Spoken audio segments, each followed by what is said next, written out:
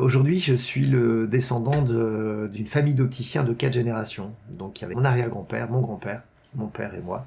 Et l'histoire commence en 1910. En 1910, mon arrière-grand-père est fabricant de lunettes. Il sillonne la France et il vend ses lunettes qu'il fabrique dans sa petite usine morésienne, dans le Jura.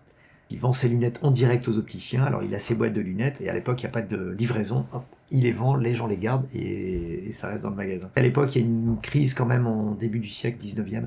On parle beaucoup de la guerre 14-18 qui va apparaître un petit peu après. Et du coup, en fait, à un moment donné, il décide de changer de vie. Il hésite entre Nice et Lille. Et donc, il décide de s'installer à Lille en 1910. Vers 1925, il crée le magasin qui s'appelle le Pince-Nez d'Or. Ça se situe au 30 rue Nationale, pas loin d'ici. Il commence sa vie d'opticien en vendant des lunettes. Alors c'était des pince-nez, des bésicles. On commence à voir apparaître tout doucement les branches pliantes. Et les montures sont en métal ou en acrylique. Celluloïd plus précisément. Et donc de plus en plus on vend ces produits-là. Et il a un magasin où il vend beaucoup de ces petites lunettes-là, les bésicles. Et aussi beaucoup d'instruments de précision. Les baromètres, les thermomètres, des choses comme ça. Henri a un fils qui s'appelle Victor, qui fait optique. Il s'installe un petit peu plus loin au 112 de la rue Esquermoise. Donc là, c'est la première adresse rue Esquermoise.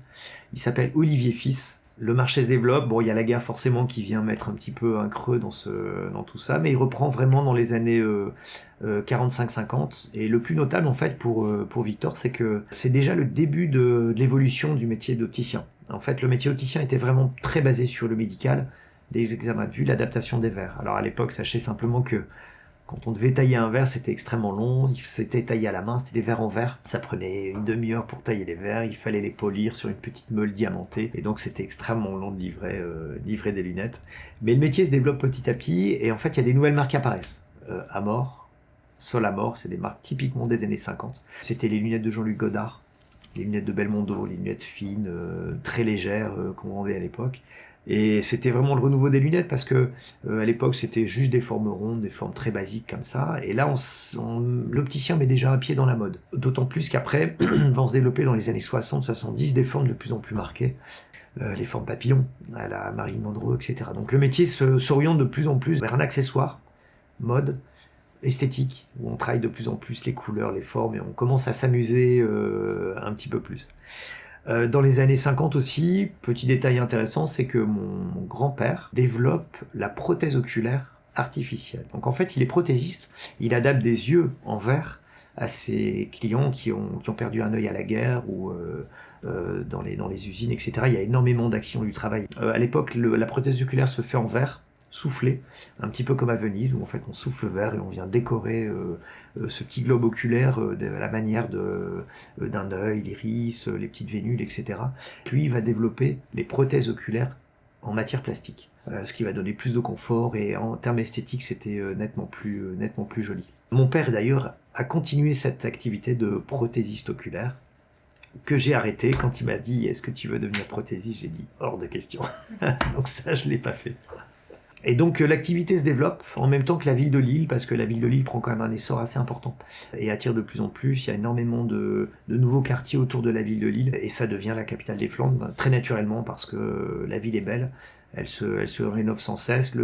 Ce qui n'existait pas, le vieux Lille, qui était un quartier un petit peu déshérité et un petit peu à l'abandon, se rénove de plus en plus. En fait, le développement du magasin, c'est toujours accompagné du développement du quartier, de la rue Esquermoise, de la ville de Lille. C'est vrai qu'à l'époque, mon grand-père, mon arrière-grand-père c'était des petits magasins, en général, les opticiens, il y avait 1, 2, 3 collaborateurs, donc ils étaient 3 au maximum, et mon père a énormément développé par la suite. Et donc il arrive dans un contexte dans les années 70 où en fait il y a une nouvelle révolution qui arrive. Les nouvelles marques qui étaient connues, Solamor, tous ces produits, Vuarnet, etc., qui étaient vraiment le début de l'optique un petit peu commerciale, sont supplantés par des griffes. En fait, toutes les griffes de couturiers vont se dire que l'accessoire lunette peut être intéressant comme croissance pour eux. Alors, mes parents m'avaient raconté qu'un jour ils avaient vu un représentant arriver avec des lunettes Dior. Ils s'étaient dit quelle idée mettre le nom Dior sur des lunettes. Et en fait, ça a été un succès énorme. Christian Dior se lance dans les lunettes optiques et solaires. Par la suite, il y a eu énormément de marques. Paco Rabanne, Emmanuel Kahn, toutes les marques de l'époque. Cartier s'intéresse aussi et développe des marques dans le très haut de gamme. Donc ça change complètement le métier, où en fait d'un métier très technique, très basé sur la vision, sur le médical, en fait on est passé à un métier axé sur la mode sur l'esthétique, sur quelquefois aussi l'affirmation de soi à travers les marques, etc. Le métier a évolué en ce sens dans les années 80-90. Après, grande nouveauté, mon père, là, il a fait preuve d'audace, il a acheté le fonds de commerce juste à côté. Donc le 32 devient le 30 et le 32. Donc là, on passe de 60 à 130 mètres carrés de surface de vente, ce qui implique plus de lunettes, plus d'exposition, un grand atelier de fabrication pour les verres correcteurs et puis plus de collaborateurs. Et donc au fur et à mesure, l'évolution du magasin pendant les années 80-90 fait que on prend une place un petit peu plus prépondérante sur le marché. Le choix de mon père qui avait été de dire je reste opticien indépendant, je ne veux pas me devenir une franchise. Des plus connus à l'époque, c'était Afflelou, Chris, Opti 2000, etc. Lui, il avait fait le choix de rester opticien indépendant, qui s'avérait être une très bonne idée, alors qui nous demande plus de travail, c'est sûr, mais en même temps qui offre beaucoup plus de possibilités de liberté dans les choix de collection, dans la façon d'accueillir le client. En fait, ça s'est avéré être un choix payant et beaucoup plus épanouissant pour nous, opticiens, et aussi pour les équipes. Et du coup, alors moi, après des études de marketing, communication, je complète par le métier d'opticien et je me découvre une passion pour les lunettes, le médical, l'accueil client, la vision, etc. Et c'est vrai que ça me permet moi d'arriver au milieu des années 90 et d'apporter ma touche, de donner un axe un petit peu plus marketing, où en fait on communique beaucoup avec nos clients. On essaie de resserrer les liens avec des fournisseurs plus exclusifs. On travaille beaucoup avec Mikli. Donc ça, c'est Mikli qui a été pour nous un déclencheur d'une nouvelle tendance de l'optique qui était la monture créateur. Donc pendant longtemps, on a vendu des montures Cartier. Après, il y a eu Dolce & Gabbana beaucoup, il y a eu Gucci, toutes ces marques-là. Et voyant qu'en fait, ces produits-là étaient distribués un petit peu partout et manquaient un petit peu d'originalité, de nouveauté, en fait, on s'oriente plus des produits créateurs. Dont Mikli, qui était le premier qui a vraiment lancé un esprit très différent dans notre profession. Pour nous, quand on choisit une collection, il y a pas mal de critères avant. Il faut que ce soit une collection indépendante. Il faut qu'il y ait un vrai esprit créatif, qu'il y ait une vraie intention du créateur. En général, on travaille avec des gens, c'est des petites boîtes, c'est des boîtes de 10, 15, 20, 30 personnes maximum, où il y a toujours au départ une intention esthétique. Quand on travaille avec Sabine Bi, c'est une ancienne opticienne qui est fan de lunettes, qui un jour s'est dit qu'elle ne trouvait pas assez de produits intéressants parmi les créateurs, et du coup elle s'est mise à faire ses propres lunettes avec des couleurs qu'on n'avait jamais vues auparavant. Jean-Philippe Joly, quand il travaille, il y a une cohérence dans sa collection. C'est-à-dire que quand on regarde un produit Jean-Philippe Joly, il y a toujours, on retrouve sa patte.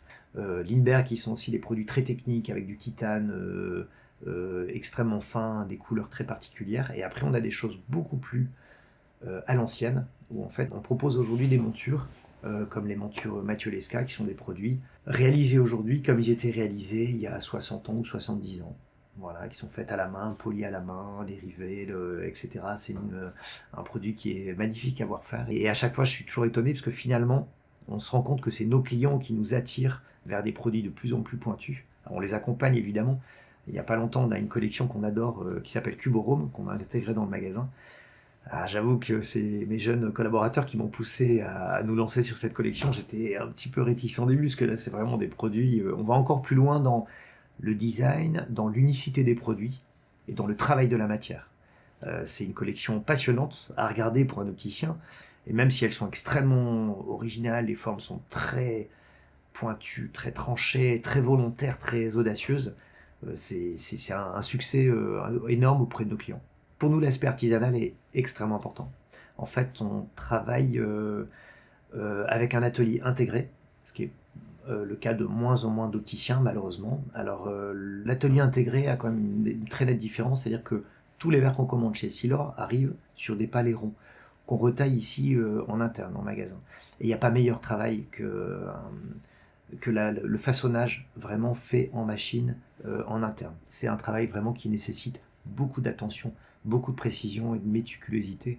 La chose que j'ai pu, moi, modestement apporter dans cette lignée, c'est aussi un aspect accueil client, qui pour nous reste extrêmement important. De le prendre en charge, de comprendre ses besoins, de travailler beaucoup avec lui dans la recherche de la monture. Et pour ça, j'ai la chance d'avoir des collaborateurs qui sont très impliqués, passionnés par ce qu'ils font. Vous savez, quand on embauche quelqu'un, c'est un processus assez long. Il nous faut vraiment des gens qui s'investissent énormément dans le temps qu'on passe avec les clients. Je dis toujours que c'est une façon un peu simpliste de voir les choses, mais j'embauche des gens aimables. Aimable, ça veut dire vraiment des gens qui ont envie de se donner, qui ont une vraie empathie naturelle. Et après, il y a toute la dimension médicale, où là, il y a l'opticien qui reprend quand même le dessus, où on essaie d'être très factuel, de proposer les meilleurs produits possibles. On a la chance de travailler depuis très longtemps avec Essilor, fabricant français, et Novacell, fabricant français aussi, qui excellent dans leur domaine et qui proposent le meilleur des verres correcteurs aujourd'hui. En me replongeant dans l'histoire de mes aïeux, qu'en fait chacun a intégré son époque. Quand mon père agrandit la taille du magasin, quand mon grand-père travaille sur la prothèse oculaire, ça veut dire qu'il est soucieux des nouvelles technologies, de faire évoluer ce qu'il propose, et en intégrant les nouvelles marques aussi, les nouveaux produits. Je vous ai parlé des sealers tout à l'heure, mais tout ça, c'est des choses qui font que l'époque a changé, et que nous, commerçants, chefs d'entreprise, on a un rôle quand même de toujours être attentif au développement, à ce qui se fait de nouveau, et de l'intégrer le plus vite possible et le mieux possible en fait au service du client. On est un commerçant indépendant, on est un commerçant de quartier entre guillemets, où on vit à l'intérieur de notre quartier, on accueille les gens, on leur apporte quelque chose, apporter du beau dans la vie des gens. Et tiens, c'est vrai que finalement, ça pourrait être un des objectifs un peu ambitieux du magasin. Par les lunettes, par le magasin, par la façon d'accueillir, de recevoir, d'installer les gens, de discuter avec eux, d'échanger. Ça apporte, dans un moment peut-être un peu compliqué, où on sent que les gens ont besoin de repères, c'est intéressant de leur amener cet aspect-là des choses. Un aspect où en fait les choses n'ont pas changé, c'est-à-dire naturellement et de manière un petit peu généreuse. Et j'espère que c'est quelque chose qu'on doit faire perdurer dans le temps et qui doit être absolument naturel.